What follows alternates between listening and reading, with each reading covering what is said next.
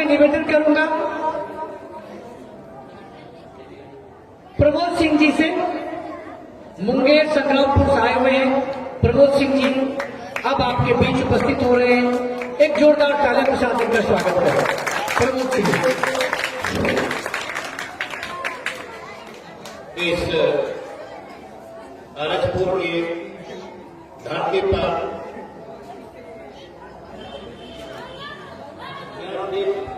English medium school के संचालक महोदय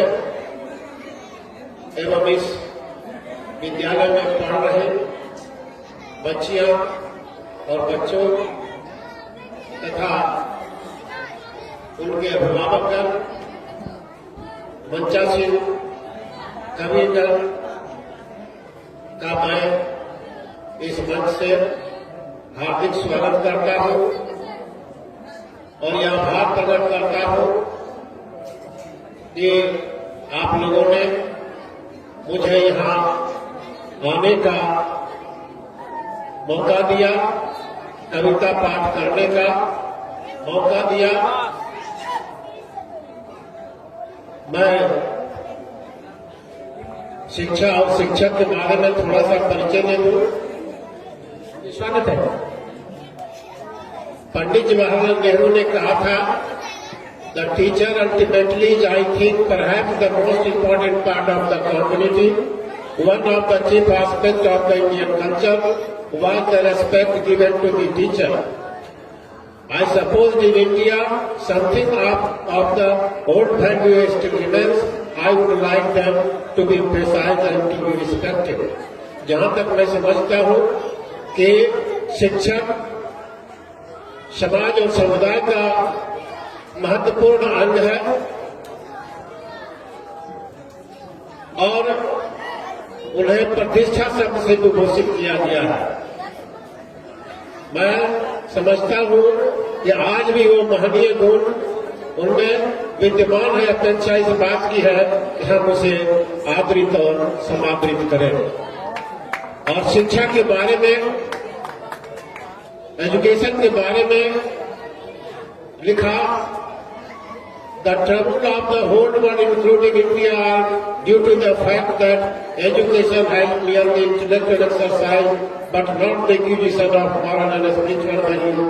But proper education must transform the nature of the pupil, makes him new being, and gives new directions to his mind.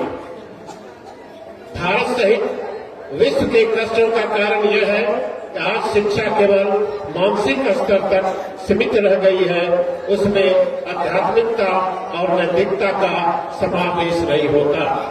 वास्तविक शिक्षा वह है जो मनुष्य की प्रकृति को बदल दे, उसे नई दिशा में चालित और प्रचारित करे। हमारे राष्ट्रपिता महात्मा गांधी ने कहा था, the education is the third I of man.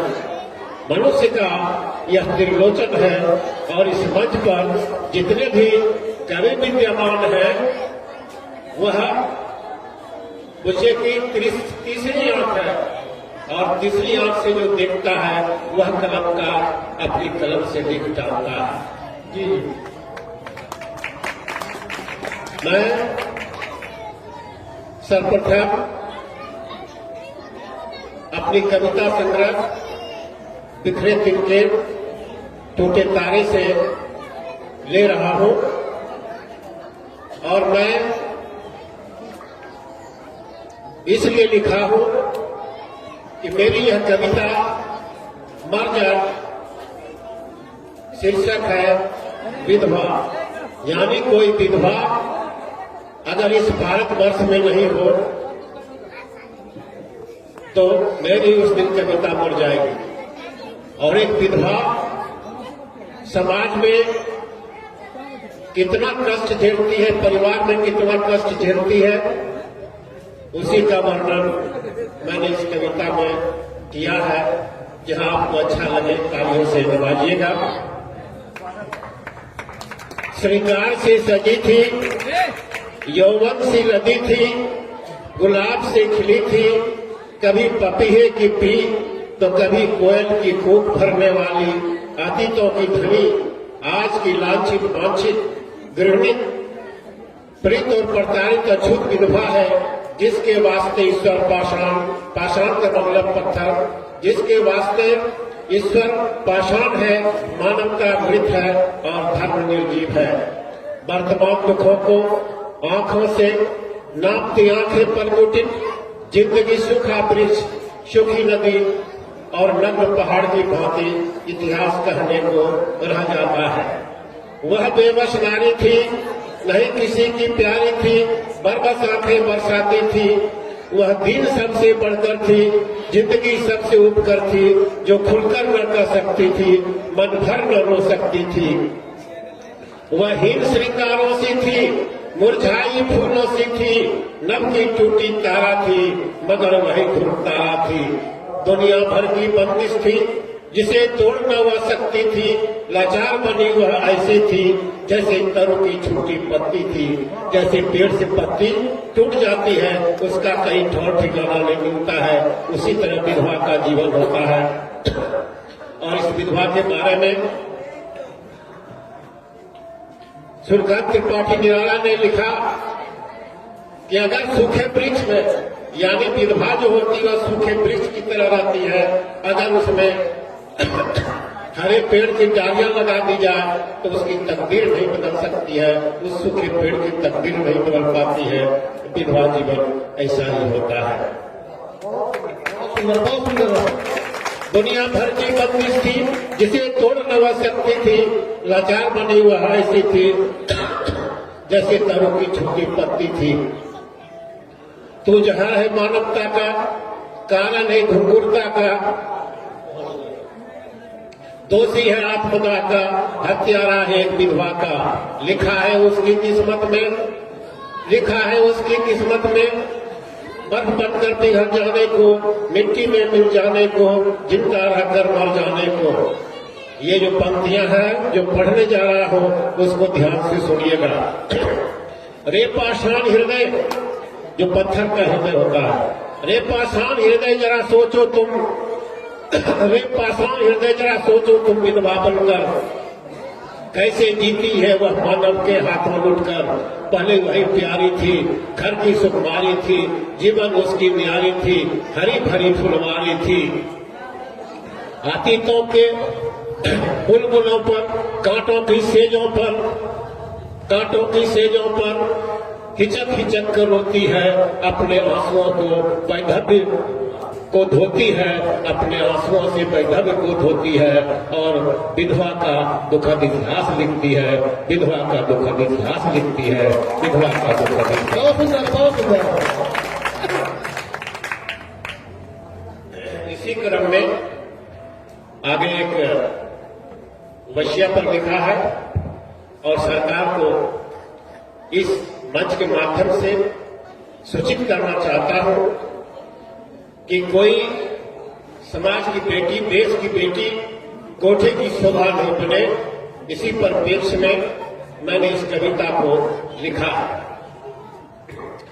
किसने किया न्याय जग में, किसने पहनाए ये घुंघरू, किसने जीवन की अनमोल रतन को कोठे की फुलझड़ी बनाया।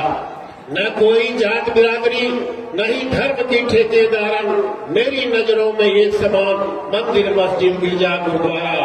बाजार में आने से पहले मेरे जिस्म का जश्न बना, आह निकली जो मुख से कोठे का संगीत बना। न था यहाँ कोई कृष्ण, द्रौपदी की लाज हर लेता, आने वाला हर कोई लाश पे चलने वाला था। गर्व अग्नि पर होता, मेरा फैसला पहले करता, धर्म के नाम पर तुम मर जाते, पर वो तुम्हें कहाँ बचाते।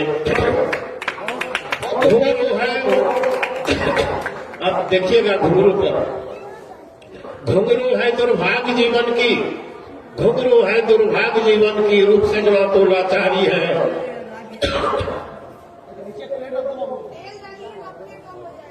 कौन शौक से अदा बिखेरती, कौन करती मन से तन का व्यापार। आता जो भी मेरे दर पे अपना जी बहला लेता, देकर नफरत की दुआएं और फिर चला जाता। ये जो बात की पंक्तियां हैं बहुत ही मार्मिक है, इसको ध्यान से सुनिएगा। घुंघरू है दुर्भाग्य जीवन की, रूप सजना को लाचारी है। कौन शौक से अदा बिखेरती, कौन करती मन से तन का व्यापार।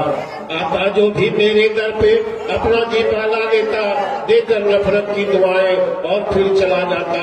सदियों से चली परंपरा, सदियों से चली परंपरा कब तक यह जाएगी। घर की बहू बेटियां कब तक कोठी पर लहराएगी, घर की बहू बेटियां कब तक कोठी पर लहराएगी। और इसके बाद की पंक्तियां और भी मार्मिक है। पड़ती नजर जब डोली पर, पड़ती नजर जब डोली पर, अंतस्थल हिल जाता है। दुल्हन बनने की कपोल कल्पना खाक में मिल जाता है। दुल्हन बनने की कपोल कल्पना खाक में मिल जाता है। अंत में वो उस दायरे से निकलना चाहती है, निकलती भी है, लेकिन उसे कहीं ठिकाना नहीं मिलता है। लास्ट 4 पंक्तियां लास्ट में जो लिखा है उसको ध्यान से सुनिएगा। समुद्र में जहाज पर के पक्षी जैसी हालत है, समुद्र में जहाज पर के पक्षी जैसी हालत है। उड़ती हूँ जब जब कहीं कोई नजर नहीं आती हो। लाचार बेबस बनी फिर वैश्यालय को आती हो, लाचार बेबस बनी फिर वैश्यालय को आती हो, लाचार बेबस बनी फिर वैश्यालय को आती हो।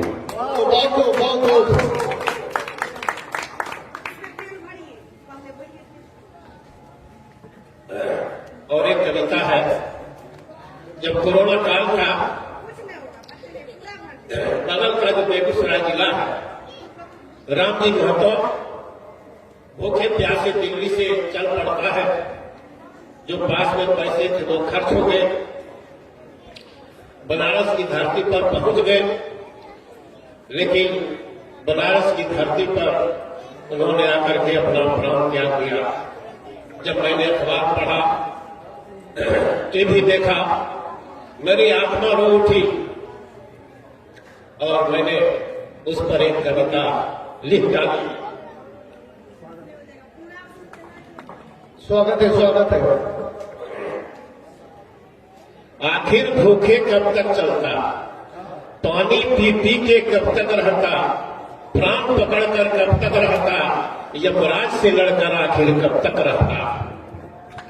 राम जी का संकल्प हार गया, यानी जो घर पहुंचने का सपना था, हम जाके घर जाएंगे, अपने बाप परिवार से मिलेंगे, लेकिन वह बनारस की धरती पर आकर के अपना प्राण त्याग दिया। तो राम जी का सपना टूट गया, बाल बच्चे का सपना बिखर गया, प्राण हार कर चला गया, मगर यह प्रश्न चिन्ह छोड़ चला गया, मगर यह प्रश्न चिन्ह छोड़ चला गया। अब प्रश्न चिन्ह क्या है, ध्यान से सुनिएगा। बोलो काशी बोलो विश्वनाथ, बोलो काशी बोलो विश्वनाथ, तेरी शक्ति कहाँ गई।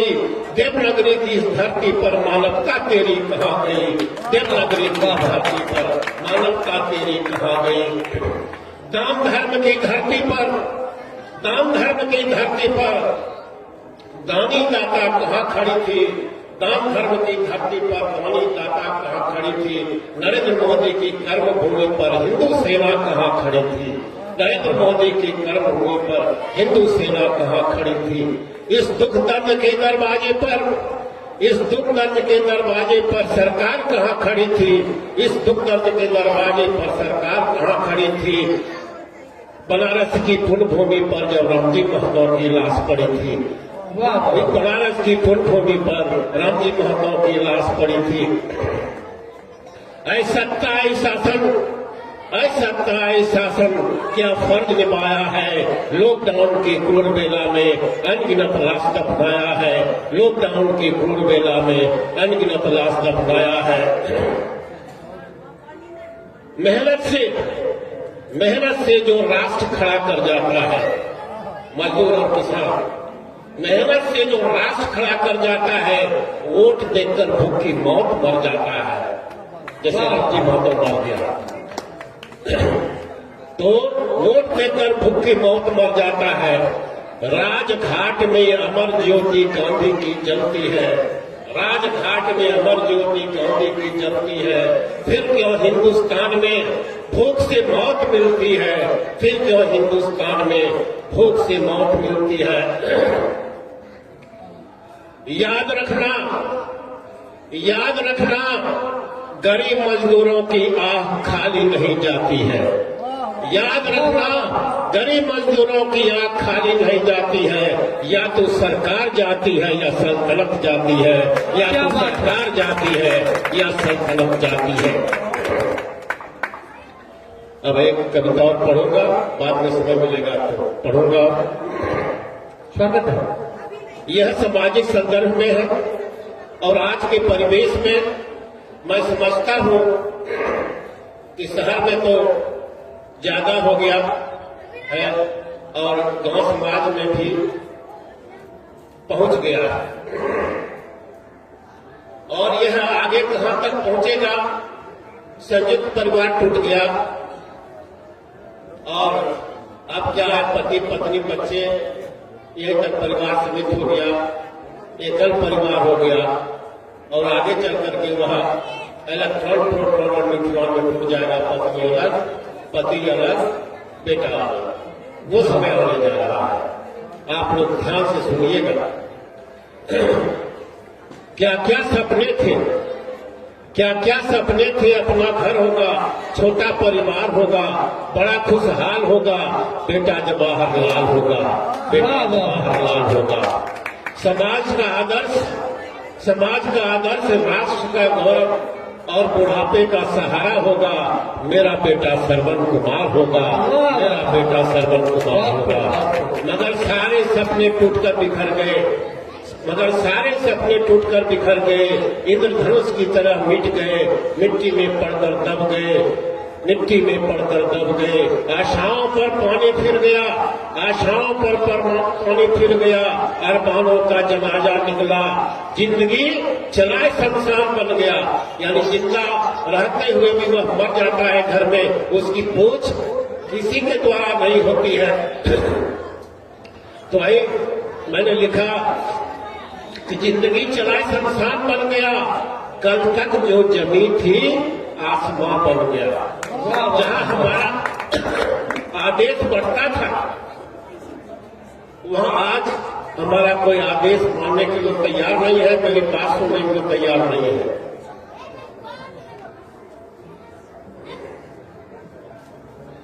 आशाओं पर पानी फिर गया, अरमानों का जनाजा निकला, जिंदगी चला शमशान बन गया, कल तक जो जमीन थी आसमां बन गया। मैं गृह स्वामी से बूढ़ा कुत्ता बन गया। वाह वाह वाह, क्या व्यंग। अब यहाँ जो तुलना है, जितने भी नागरिक लोग हैं ध्यान से, और बच्चियों के लिए ज्यादातर ये शिक्षा है कि जो बड़े बड़े घराने हैं, जो करोड़पति हैं, अरबपति हैं, 80 करोड़ का मालिक भी आपको वृद्धाश्रम में पहुंच जाता है। जो रिटायरमेंट आदमी है, जो 50,000 60,000 आपको पेंशन उठाता है, वो भी वृद्धाश्रम में वापस चला जाता है। किसी गरीब माँ या गरीब का बाप जो है वह वृद्धाश्रम में नहीं जाता है। जो अधिक संपन्न लोग हैं उसी का माँ बाप जो है वृद्धाश्रम में जाता है। तो वही मैंने लिखा कि गृह स्वामी से बूढ़ा कुत्ता बन गया। जब कुत्ता बूढ़ा होता है, ध्यान दीजिएगा, बूढ़ा कुत्ता और बुढ़ापा में कोई अंतर नहीं है। वही मैंने तुलना किया है आदमी के बुढ़ापा और कुत्ता के बुढ़ापा से। जब कुत्ता बूढ़ा होता है, रोग और अभिशप्त हो जाता है, जानलेवा रोग सवार हो जाता है, हाँफते खांसते दिन रात होता है, दुख का पहाड़ टूट जाता है, डांट फटकार से इलाज होता है, लाठी डंडी से सत्कार होता है, मगर वफादारी की चौखट पर सवार रहता है। कुत्ता को कितना भी मारिएगा, भगाइएगा, फिर भी वो आपकी चौखट पर आकर के आपकी पहरेदारी करता है, आपकी सुरक्षा वो देता है। उसी तरह घर का मालिक होता है। लाख कि उस बेटे के लिए माँ और बाप कितनी मेहनत कितनी मन्नतें मांगती है, और एक समय आता है वही बेटा उसको वृद्धाश्रम में पहुंचा देता है। क्या बात है। घर घर का बुढ़ापा कहता है, घर घर का बुढ़ापा कहता है बड़ा दुखद इतिहास होता है। घर घर का बुढ़ापा कहता है बड़ा दुखद इतिहास होता है। झड़ते नहीं आंखों से आंसू जब बातों के झाड़ू लगते हैं, झड़ते नहीं आंखों से आंसू जब बातों के झाड़ू लगते हैं। अरे फूट फूट कर रोती है आत्मा, अरे फूट फूट कर रोती है आत्मा जब कुत्ता विदेशी घर में रख माँ बाप को वृद्धाश्रम की राह दिखाता है, अपनी शान बढ़ाता है, अपनी शान बढ़ाता है, अपनी शान बढ़ाता है। क्या करूं झार झार के आंखों से आंसू, क्या करूं झार झार के आंखों से आंसू गम को दूर भगाता हूँ। बूढ़ा कुत्ता और मैं साथ साथ सोता हूँ, वो अपनी आंसुओं में अपनी और मैं अपनी आंसुओं में अपनी बुढ़ापे का दुखद इतिहास लिखता हूँ, बुढ़ापे का दुखद इतिहास लिखता हूँ, बुढ़ापे का दुखद इतिहास लिखता हूँ। जय हिंद, जय भारत। बहुत बहुत धन्यवाद, बहुत सुंदर।